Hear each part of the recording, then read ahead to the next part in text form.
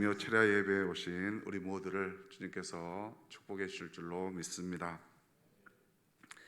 믿음의 성전, 또 기도의 성전, 이 아름다운 곳에서 예배에 계신 우리 하나님께 영광의 박수를 올려드리겠습니다.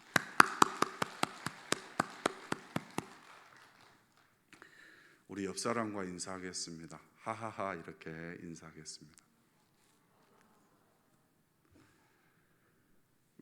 하나님 하고 싶은 대로 하세요. 하나님께서 정말 주권적으로 역사하는 이 밤 되기를 원합니다. 오늘 제목은 나는 믿음을 지켰으니, 오늘 7절에 보면 나는 믿음을 지켰으니 이렇게 나와 있습니다. 근데 영어 성경에 보면 나는 믿음을 지켰습니다 이렇게 되어 있습니다. 예수를 믿은 이후부터 쭉 믿음을 지켜왔다는 것입니다. 오늘 기도할 때 바울과 함께 했던 우리 주님, 우리와도 함께 해주실 줄로 믿습니다. 야고보서 2장 5절에 보면 사랑하는 형제들아 들을지어다. 하나님이 세상에서 가난한 자를 택하여 믿음을 부여하게 하시고 하나님을 사랑하는 자들에게 약속하신 나라를 받게 하셨느니라 이렇게 말씀하고 있습니다. 오늘 우리들에게 믿음의 부여함 주실 줄로 믿습니다. 그래서 우리가 믿음을 지켰습니다 이렇게 고백하는 우리 모두 되기를 원합니다. 믿음을 지킨다는 것은 어렵지요. 믿음 생활 하는 게 매우 어렵습니다. 제가 여기 올라왔더니 좀 긴장이 돼서 마스크를 안 벗었습니다. 우리 윤태진 목사님께서 사인을 주셔가지고 저를 생각해 보면 믿음이 참 연약하다고 늘 생각이 됩니다. 목사로서 또 믿는 그리스도인으로서 되게 자존감이 낮아질 때가 있고 또 그렇게 늘 좀 살아온 걸로 생각이 됩니다. 근데 하나님께서 정말 주님의 일을 할 때 우리에게 또 회복시켜 주시고 정말 하나님이 정말 믿음대로 또 살아갈 수 있도록 힘을 주시는 것입니다. 늘 이 자리에 서면은 제가 굉장히 이렇게 설교를 못 하죠. 근데 주님이 또 은혜 주시면 뭐 또 한 사람이라도 이렇게 변화가 되면 은혜가 있는 것이죠. 이번 구정 때 정말 제가 이렇게 다시 회복되는 그런 계기가 있었습니다. 그 얘기를 하자면 말씀드리자면 고향이 아주 시골이죠. 근데 이번 시골에 이렇게 새벽부터 내려가서 고향을 가게 되었습니다. 근데 아침 8시 반 정도에 집에 도착을 했습니다. 근데 평상시에는 저희가 늘 찾아가던 윗집에 친척의 형수님이 계시는데요, 그날따라 저희가 도착한 후에 이렇게 내려오셨습니다. 그분은 73년 동안 예수님을 믿지 않았던 분이세요. 그래서 이렇게 갈 때마다 이렇게 복음을 전하긴 했습니다. 근데 우리 형제 중에 사남 삼녀 중에 또 믿음 좋으신 한 분이 계십니다. 그분은 고향에 갈 때마다 동네 전부를 이렇게 돌아다니면서 복음을 늘 전해하셨습니다. 근데 이번에는 그분이 이제 이렇게 무르익었던 것 같습니다. 이렇게 열심히 하던 분에게 이렇게 돌아오면 얼마나 좋겠습니까? 근데 그날은 찾아오셨는데 같이 앉아서 이렇게 또 우연찮게 이렇게 복음을 전하게 됐습니다. 근데 정말 주님의 은혜로 영접 기도를 하게 되었습니다. 73년 만에 주님을 구주로 믿는 그 은혜가 이 믿음 부족한 저에게도 그 은혜를 주셔가지고 뭐 제가 한 건 아니고 주님이 하셨고 또 그분을 위해서 늘 기도하시고 늘 또 복음을 전하셨던 많은 믿음의 또 분들이 계셨기에 열매가 맺은 줄로 믿습니다. 근데 우리가 믿음이 연약하다 할지라도 주님의 때가 있습니다. 나는 큰 일을 못했다고 생각할 수도 있는데 주님은 주님께서 써주셔서 그 한 사람의 영혼을 돌아오게 하시는 줄로 믿습니다. 우리 한번 같이 크게 외쳐보겠습니다. 나는 믿음을 지켰습니다. 네, 나는 믿음을 지켰습니다. 이건 예수님을 믿는 이유로 바울의 고백입니다. 근데 우리는 예수님을 믿는 이유로 또 주님을 바라보다 또 세상 바라보다 이렇게 반복을 하지요. 그런데 오늘 이 이유로 정말 하나님만 향해서 달려가는 그 믿음의 신앙자들이 다 되기를 간절히 소망합니다. 저의 믿음 생활은 저희 가족이 잘 알죠. 아내나 두 딸이나 가정 안에서는 비밀스럽게 우리들이 모르는 많은 일들이 있습니다. 근데 우리 자녀들이 저를 보고 아빠는 참 신실하십니다 이러면 얼마나 좋겠습니까? 네. 근데 우리 자녀들이 또 저를 협박할 때 내가 입만 열면 뭐 그런 삶을 살아왔습니다. 그렇지만 오늘부터 또 주님의 그 말씀 부여잡고 우리 모두 믿음을 지켜 나가는 우리 모두 되기를 간절히 소망합니다. 바울처럼 예수님 믿고서 인생을 바뀐 사람들이 많이 있습니다. 예수님을 믿고서 부산에 있는 백양로 교회 지금 이제 원로 장로님이신데요, 천영호 장로님이 계십니다. 이분도 예수님을 믿고 인생이 바뀌었습니다. 네. 그는 한때는 조직 생활을 했습니다. 회사 들어가서 하는 게 아니고 이렇게 좋은 말로 조직이고 나쁜 말로 조폭 생활. 네. 그런데 이 장로님의 그 사모님, 그 권사님을 이렇게 납치해서 얻었나 봐요. 결혼을. 그래가지고 이제 결혼 생활을 하는데 아주 이렇게 집들이 없는 그런 곳에 이제 사업장을 차려서 사업을 했습니다. 건축 자재를 판매하는. 네. 근데 그 옆에 이제 교회가 하나 있었는데 그 지역에 꼭 그 장로님의 사업장 앞을 이렇게 지나가는 그 교회 입구가 하나 있었다는 거예요. 그래서 거기로만 지나다니는데 교회가 이제 건축을 하게 됐답니다. 근데 그 교회 건축을 하면서도 이 건축자를 한 번도 안 써줬다는 거예요. 네, 얼마나 마음이 상하겠습니까? 자기 앞마당을 지나다니는 교회에서 하나도 안 써주니까 이 장로님께서 이제 나중에 장로 되셨으니까 장로님이라 하겠습니다. 그 교회를 찾아갔다는 거예요. 근데 이제 그 교회 시무 장로님께서 우리 교회도 성도님께서 건축 자재를 판매하는 사업장을 가지고 있어서 어쩔 수 없이 우리 교인이 아니기 때문에 그럴 수가 없다고 얘기를 했다는 거예요. 그래서 이제 돌아와서는 장로님의 아내를 먼저 교인 등록을 시켰다는 겁니다. 네, 자기는 이제 안 다니고. 근데 이제 정말 등록한 다음부터 교회에서 건축 자재를 이렇게 구입을 했습니다. 그래서 너무 사업이 잘 됐다는 겁니다. 근데 이제 1982년 아주 그때 태어나지 않는 분들이 좀 계시는데요. 삼천교육대라는 데가 있습니다. 거의 뭐 군대하고도 비슷한. 네. 그 당시에 약간 판단에, 주관적인 판단에 좀 약간 불량스럽게 보이고 뭐 장발을 했거나 이러면은 그냥 데리고 가서 거의 군대처럼 이렇게 개조한다고 했던 그런 삼천교육대 이 장로님이 이렇게 끌려간 겁니다. 얼굴이 좀 이게 조폭처럼 생겨가지고 무섭게 생겼다는 거예요. 그래서 이제 끌려갔는데 어떻게 되겠습니까?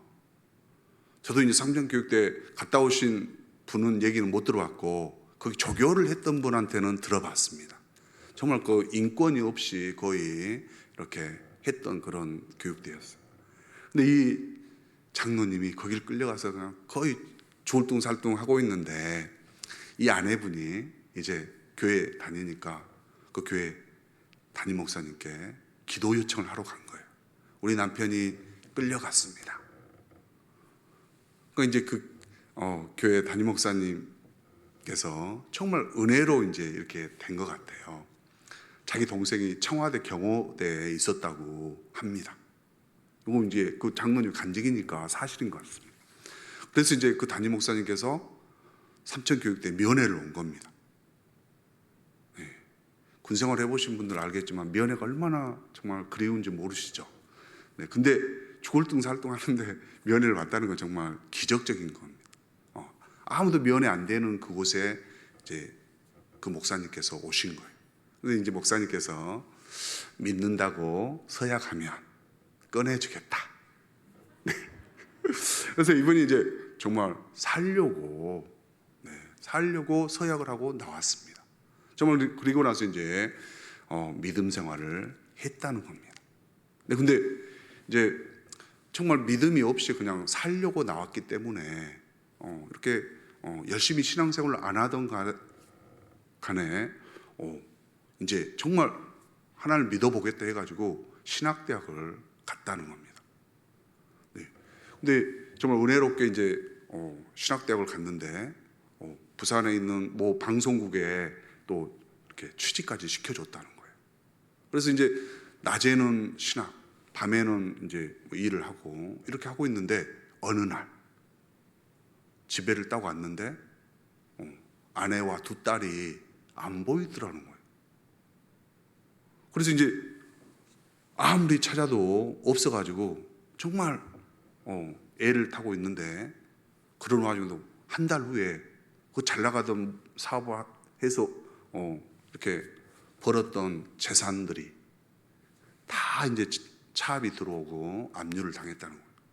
그래서 아내도 못 찾고 2년 동안 노숙자 생활을 했다는 겁니다. 네. 노숙자 생활 가운데 깨닫게 됐다는 거예요. 정말 은혜로 지금까지 지켜주신 것 늘 감사하면서 그러면서 이제 이런 음성이 들리더라는 거예요. 자기가 너무나 열심히 살려고 했는데 하나님께서 이렇게 시련을 주니까 왜 나에게 이런 고난을 주십니까? 이런 불평불만을 했다는 겁니다. 그래서 주님이 그렇게 응답을 했다는 겁니다. 조폭 생활을 하면 조폭이 선한 일은 안 하잖아요. 네가 괴롭히고 고생시켰던 아픔을 줬던 그 자들의 아픔은 생각을 해봤냐. 특별하게 아내를 굉장히 무시했다고 그래요. 이렇게 납치를 해서 결혼을 했기 때문에 친정에서 거의 무시를 했답니다. 이 장로님은. 그래서 이제 아내를 더 무시를 했었는데 그게 너무나 이제 아픔이 회개가 되고 그리고 나서 이제 아내를 수소문 끝에 찾았다고 합니다. 근데 부산 보훈병원에 거의 그 죽음 직전까지 가 있던 그 장로님의 표현에 의하면 이렇게 복수가 가득 차가지고 거의 뭐 죽을 날 가까워왔던 그 아내를 찾게 됐대요. 근데 이분이 이제 회개하면서 1년만 더 살게 해주시면 제가 아내를 참 잘 섬기겠다고 그러면서 말씀대로 살겠다고 이렇게 고백을 했다는 겁니다. 네. 어떻게 되었겠어요? 네, 주님은 또 함께 하시죠. 네, 그 다음 얘기는 이제 장로님께 한번 전화를 걸어서 한번 알아보겠습니다. 근데 이제 그분이 이런 말씀을 하세요. 정말 믿음대로 사는 것은 주일 성수와 구별되이 드리는 삶, 그래서 하나님 것과 세상 것을 분명히 구분해서 11조를 온전하게 드렸다는 것입니다. 근데 제가 마지막에 약간 들었는데 굉장히 부유한 삶을 살고 있다.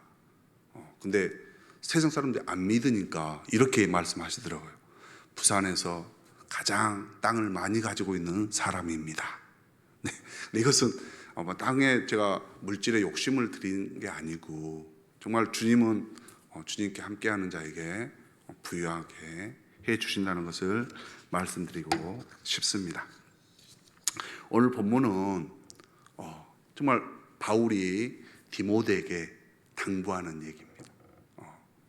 바울이 67년경 AD 67년경에 로마 감옥에 이렇게 투옥되어 있었습니다. 복음을 전하다가 감옥에 갇힌 거죠. 그곳에서 이제 가장 애제자였던 디모데에게 편지를 합니다. 그 내용이 오늘 본문에 나와 있습니다. 2절에 보면 말씀을 전파하라. 때를 얻든지 못 얻든지 이렇게 가르치라고 말하고 있습니다. 또 경책하고 경계하고 권하라 이렇게 나오고 있습니다. 그 다음에 이제 5절에 보면 모든 일을 신중히 하고 또 고난을 받고 전도의 일을 하고 자기 직무를 다하라 이렇게 말하고 있습니다. 그리고 읽지는 않았지만 9절 말씀에 내게로 속히 오라. 네.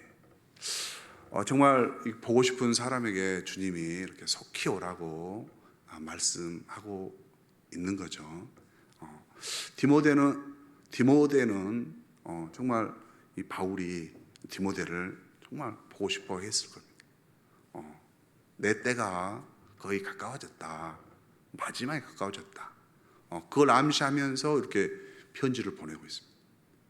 그리고서 이제 이어서 읽어보니까 드로아에 있는 가보의 집에 겉옷을 가지고 와라.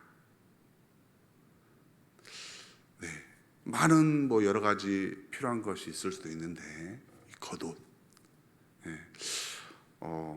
지금 겨울이지 않습니까?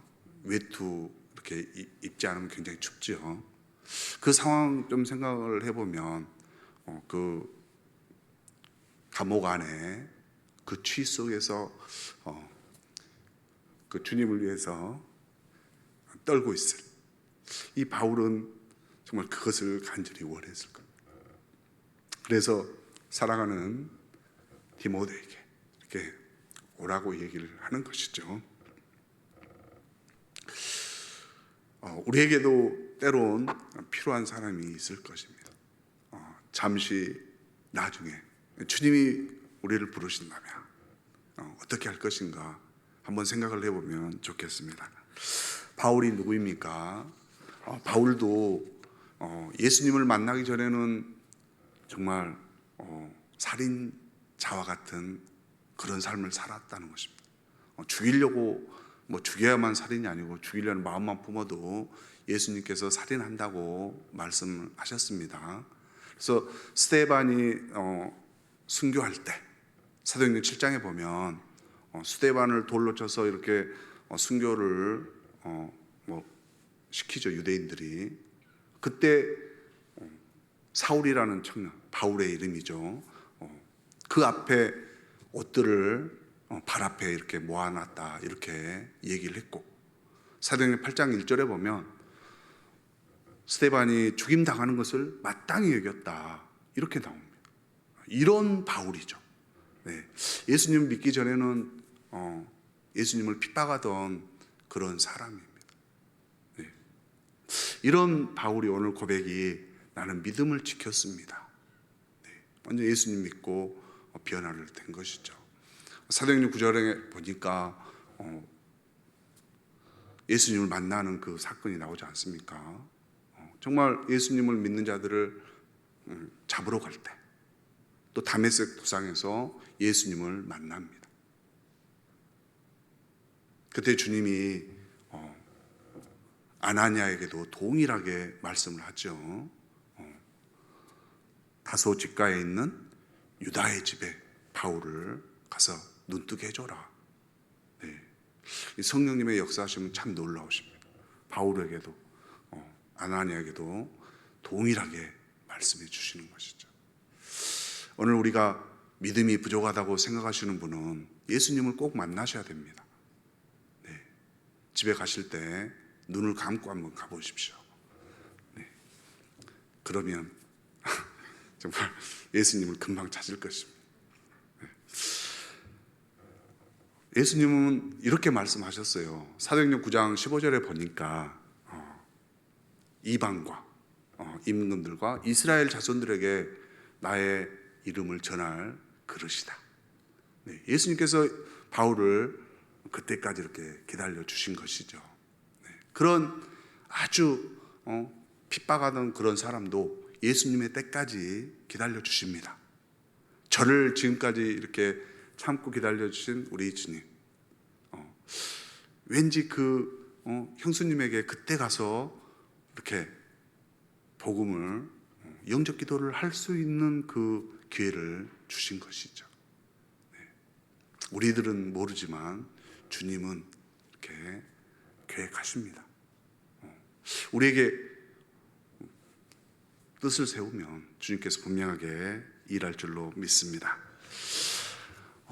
바울은 예수님을 만나자마자 무슨 일을 합니까? 회당에 가서 바로 예수님께서 하나님의 아들이심을 전했다. 이렇게 나옵니다. 그 이후로 한결같이 쭉 지금 디모데에게 이 서신을 쓰는 그 순간까지 예수님을 한 번도 부인하거나 배신하지 않았다는 것입니다. 나는 믿음을 지켰습니다. 네. 나태주 시인의 사랑의 답방 이런 시가 있습니다. 네.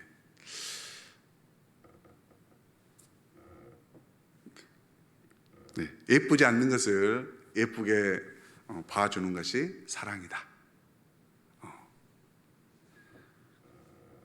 좋지 않는 것을 좋게 생각해 주는 것이 사랑이다. 싫은 것도 참아주면서 처음부터 그런 것이 아니라 나중까지, 아주 나중까지 그렇게 하는 것이 사랑이다. 이렇게 된 시가 있습니다. 사랑 대신에 믿음을 넣어본다면 예쁘지 않는 것을 예쁘게 봐주는 것이 믿음입니다. 또 좋지 않는 것을 좋게 생각해 주는 것이 믿음입니다. 싫은 것도 참아주면서 처음부터 또 나중까지, 아주 나중까지 그렇게 해주는 것이 믿음입니다. 그렇게 해주시는 분이 누구세요? 네, 우리 예수님이 그렇게 해주시지 않습니까? 네, 제가 비록 연약하고 믿음이 없고 좋지 않게 이렇게 생활을 해도 우리 주님은 끝까지 돌아올 때까지 기다리시면서 그렇게 해주시는 주님이십니다. 제가 그래서 이 설교를 준비하면서 그런 삶을 이제 아내에게 해야 되겠다. 제가 지금 솔직하게 아내에게 잘 못합니다. 네, 이렇게 처음부터 끝까지 못했지만 지금부터라도 또 잘 해야 되겠다. 이런 고백을 해봅니다. 무엇보다도 제가 여기서 강조하고 싶은 것은 이제 믿음을 가졌다면 처음부터 그 믿음을 가진 순간부터 아주 나중까지 한결같은 믿음으로 지내야 된다는 것입니다. 근데 성경에 보면 또 믿음을 잃어버린 자들이 많이 있습니다. 바울은 이전의 삶이 변해서 예수님을 믿었지만 예수님의 택함을 받았지만 또 떠난 사람들이 있죠. 택함 받은 백성 중에는 사울 왕도 있고 또 특히 예수님께 직접 택함을 받던 가룟 유다도 예수님을 떠났습니다. 오늘 10절에 보면 읽진 않았지만 데마는 세상을 사랑해서 떠나서 데살로니가로 갔다. 이렇게 기록하고 있습니다. 세상을 쫓아서 살면 예수님과 멀어지는 것이죠. 지금 바울이 하고 있는 일이 무엇입니까? 예수의 복음을 전하는 거죠. 근데 그는 어려움 속에 놓여 있습니다. 그런 어려움 속에 있다고 떠나가는 데마. 근데 데마도 한때는 바울을 열심히 동역했습니다. 빌레몬서 1장 24절에 보면 또한 나의 동역자 마가, 데마, 아니 아리스타고 데마 누가가 문안하느니라. 거기 보면 분명히 나의 동역자 이렇게 기록하고 있습니다. 그랬던 데마가 오늘 정말 바울을 떠나서 세상 속으로 갔다는 것입니다. 바울은 끝까지 믿음을 지켰습니까? 네, 오늘 보면 이제 나왔으니까 되는데, 누군가가 사도행전 8장까지만 읽었다면 바울은 정말 핍박을 하러 다녔던 사람이고, 9장을 딱 읽으면 이제 믿었던 사람이고, 그 이후로는 13장 보면 이제 복음을 전하러 이방 땅에 가는 사람으로 보여집니다. 근데 우리 다 알고 계시겠지만 바울이 아주 형통하게 또 편하게 이렇게 복음을 전했던 건 아니죠. 정말 어려운 상황 속에서도 복음을 전했습니다. 죽음이 도사리고 있는 그런 곳에서도, 또 폭풍우 치는 바다 가운데서도, 또 이방 땅에 정말 산과 강과 들을 지나다니면서 복음을 전했다는 것입니다. 제가 터키 우리 온세교회 비전 스쿨에서 터키의 그 비전 스쿨 여행을 간 적이 있습니다. 그래서 제가 그때 은혜로 이렇게 같이 간 적이 있는데요. 터키 저기 이스탄불에서부터 시작해서 거의 동쪽에 있는 카파도키아 거기까지 이렇게 여러 군데를 지났습니다. 거기 보면 이고니온, 루스드라, 꽃냐 이렇게 지금의 지명에 그런 곳을 이렇게 지났는데요. 정말 버스로 여러 시간 가야 될 그런 거리를 이렇게 지나가게 되었습니다. 근데 당연히 이제 바울 사도가 이렇게 선교하고 전도했던 그 지역이죠. 그래서 그 어려운 상황이라는 것은 1차 전도 여행 때 안디옥과 이고니오, 루스드라에서 있었던 일을 바울은 이렇게 사도행전 13장에서 누가가 기록하고 있습니다. 거기 보면 정말 하나님께서 바울에게 이렇게 정말 놀라운 이적과 기적을 이렇게 하게 해줍니다. 하나님께서 해주시는 거예요. 바울이 능력이 있어서가 아니고 정말 믿는 자에게 주님이 함께 해주시는 것입니다.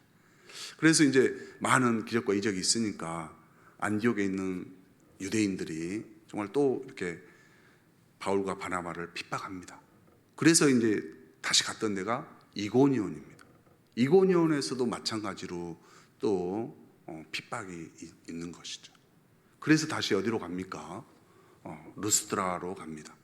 그곳에서 분명하게 한 번도 걷지 못한, 나면서부터 이렇게 발에 문제가 있었던 그런 남자를 이렇게 기적으로도 하나님의 함께 하심으로 고치게 되죠. 그래서 겪어되는 게 바울이 거의 돌로 쳐서 죽는 그런 게 보이는 상태까지 갔다고 기록되어져 있습니다. 그런 어려움을 겪었지만 바울은 예수님을 부인하지 않았습니다. 그래도 더 다시 돌아가는 길에 그 고난 겪었던 곳을 가게 되는 것이죠. 또 2차 여행 때는 빌립보 감옥에서 또 감옥에서 정말 옷이 찢어지고 매를 맞는 그런 수모를 당하면서도 기도와 찬양을 했다고 기록하고 있습니다. 그런 어렵고 힘든 상황 속에서도 믿음을 지켰습니다.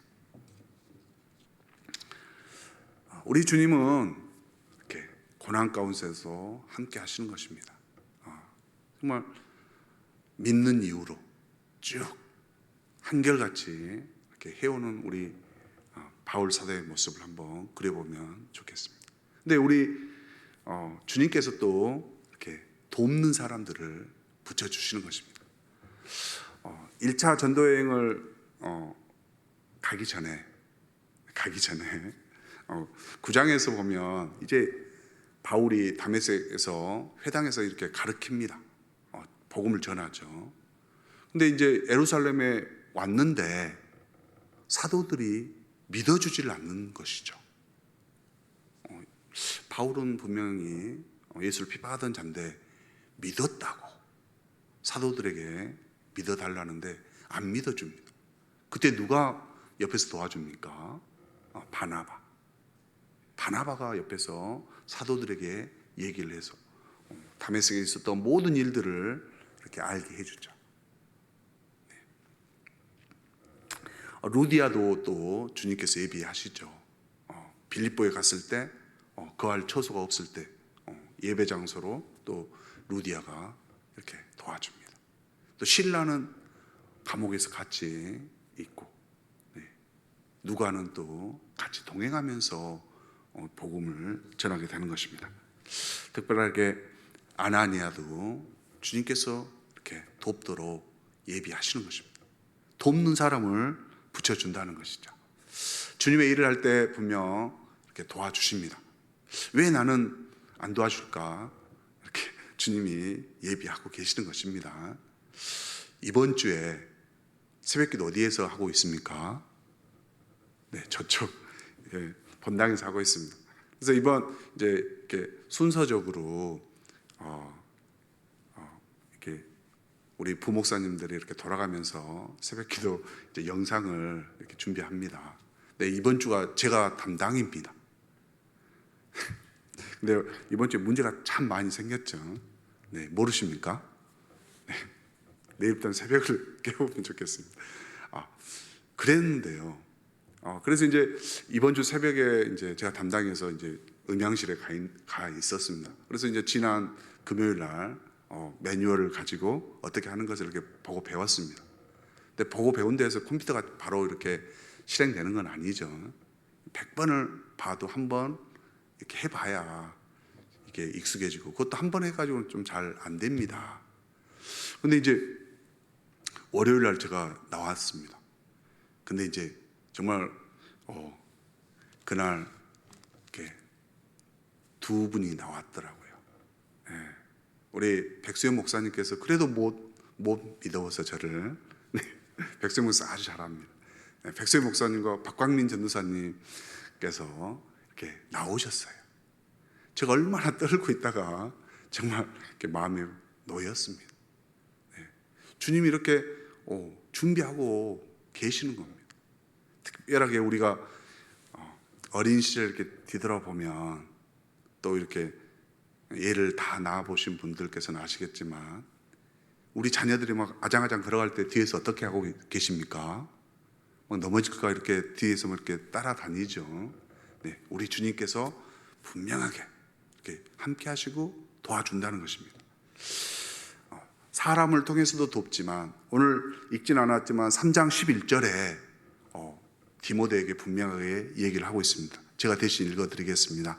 박해를 받음과 고난과 또한 안디옥과 이고니온과 루스드라에서 당한 일과 어떠한 박해를 받은 것을 내가 과연 보고 알았거니와 주께서 이 모든 것 가운데서 나를 건지셨느니라.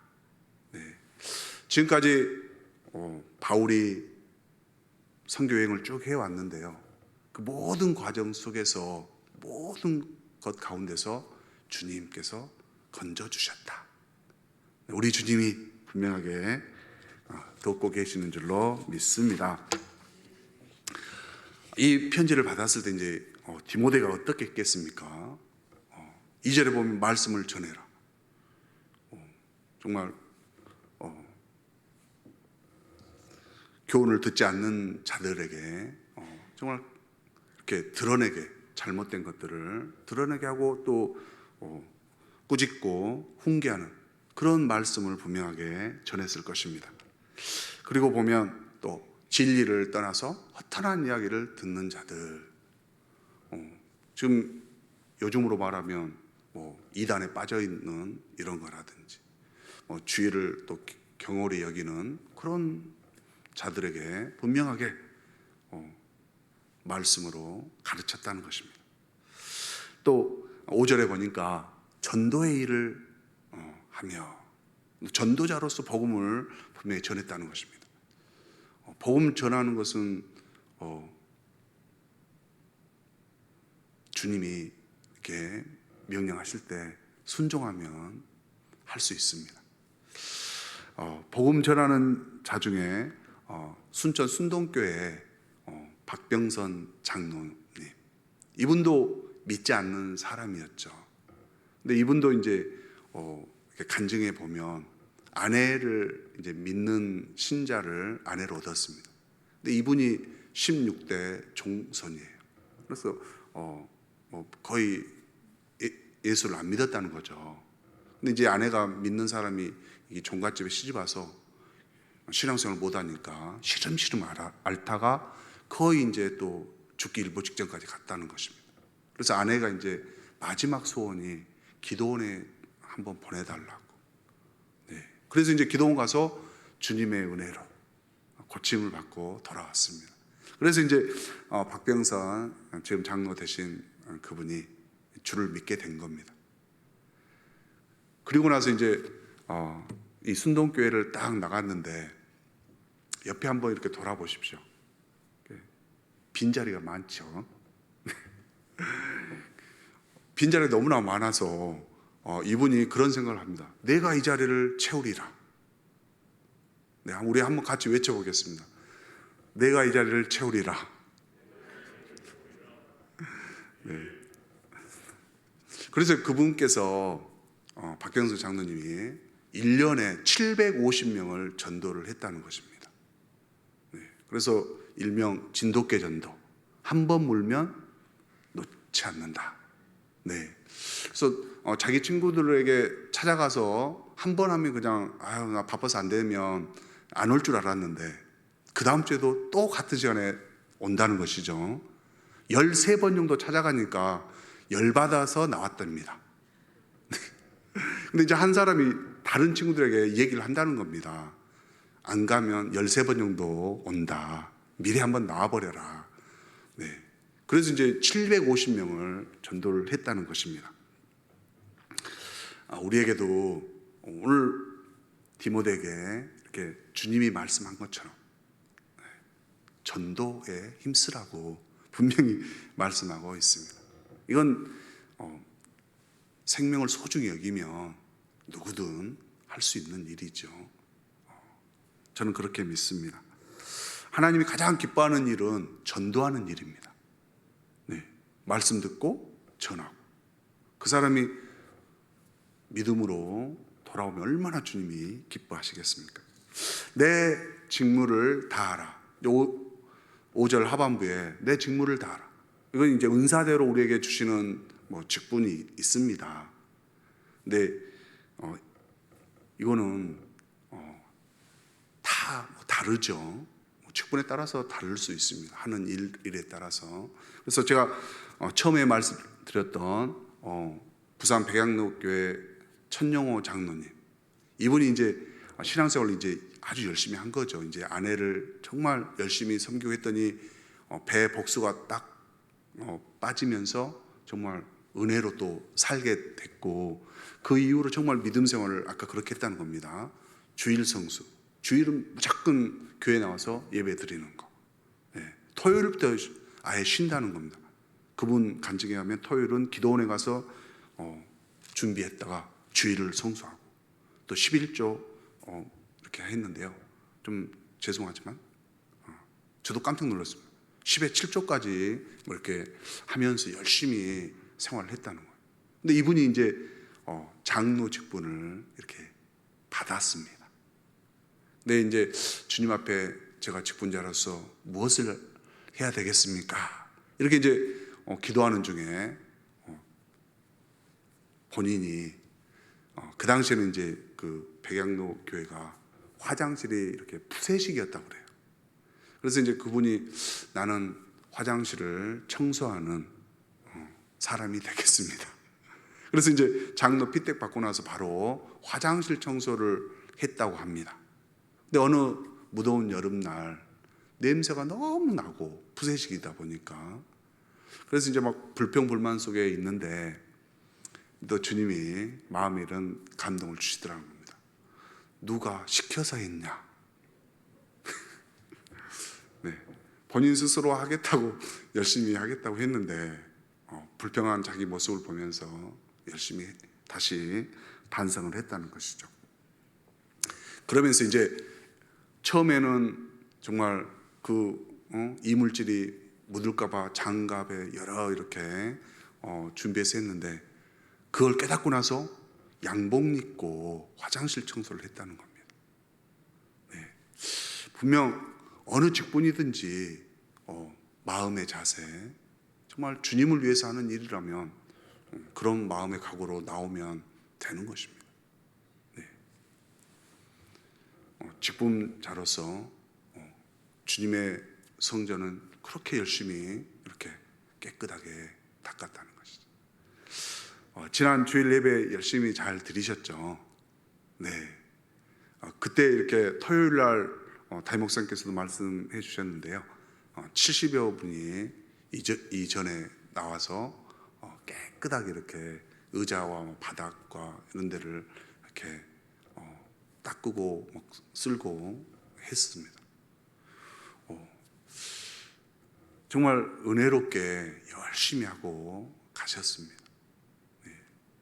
그래서 이제 이번 주에도 또 토요일 날 이렇게 또 한 번 이렇게 이제 먼지가 또 이렇게 계속해서 떨어져 있을 걸 생각을 해서 이번 주에도 이제 피택자분들에게 또 문자를 보냈습니다. 어떻게 됐겠습니까? 네, 정말 많은 분들이 또 참여하겠다고 답장이 왔습니다.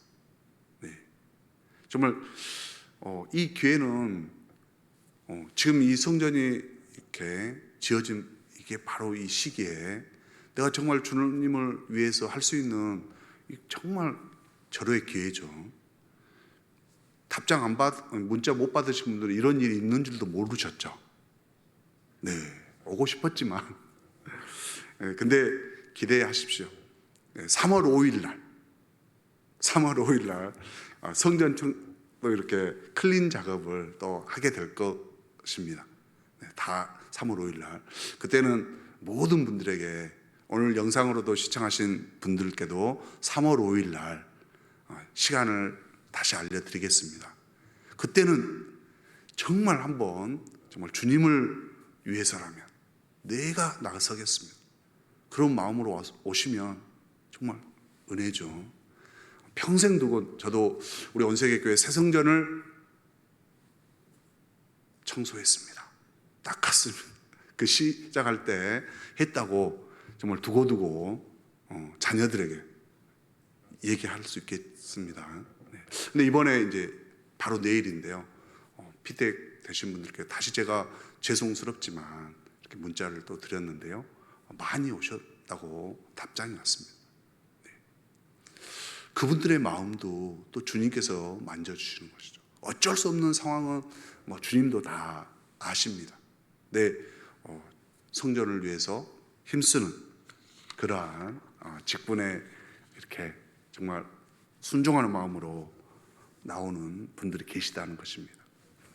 근데 오늘 이 디모데 후서를 만약 우리가 받았다면 어떻게 하겠습니까?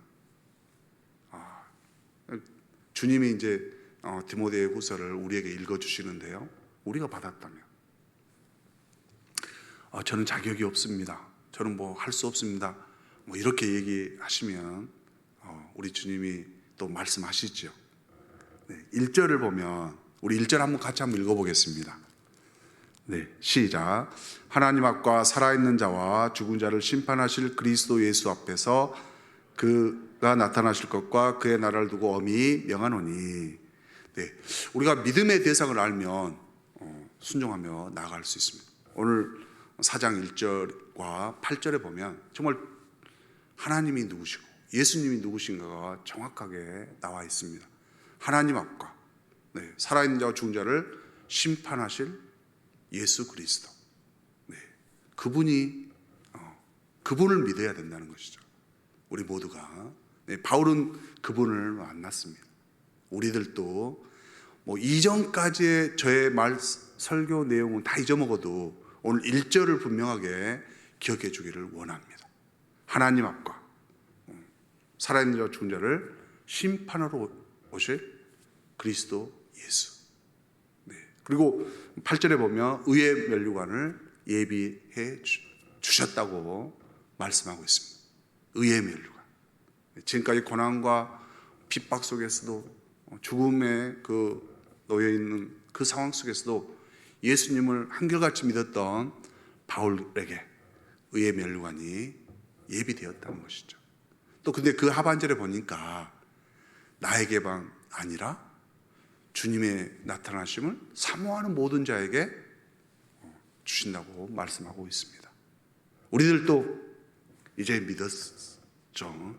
믿음으로 이제 나아가는 오늘 이 순간에 정말 한결같이 예수님과 동행하면 의의 면류관이 예비된 줄로 믿습니다. 네, 의의 면류관, 생명의 면류관, 하나님의 나라가 우리 모두에게 다 예비되어 있습니다. 야고보서 1장 12절에는 시험을 참는 자에게는 복이 있나니 시련을 견디어낸 자가 주께서 자기를 사랑하는 자들에게 약속하신 생명의 면류관을 얻기 때문이다, 이렇게 말씀하고 있습니다. 네, 시련을 견디어낸 자. 지금 상황이 많이 우리가 예배드리기에 어려운 그런 상황 속에서도 이 시련을 견뎌내고 주님께 나오는 자, 그 자들에게 분명 생명의 면류관을 예비해 주신다고 말씀하고 있습니다. 오늘 이 편지의 마지막입니다. 9절을 우리 함께 읽어보겠습니다. 너는 어서 속히 내게로 오라. 네, 주님이 우리에게 이렇게 말씀하신다면 우리는 주님께로, 주님이 원하시는 곳에 달려가기를 원합니다. 그럴 때 주님께서 우리를 써주시는 것입니다. 주님의 말씀에 복종하면서 정말 주님께 어서 오라 했을 때 주님이 원하는 곳으로 우리 달려가서 충성되이 주님의 일을 하는 우리 모두 되기를 간절히 소망합니다. 우리 찬양하겠습니다.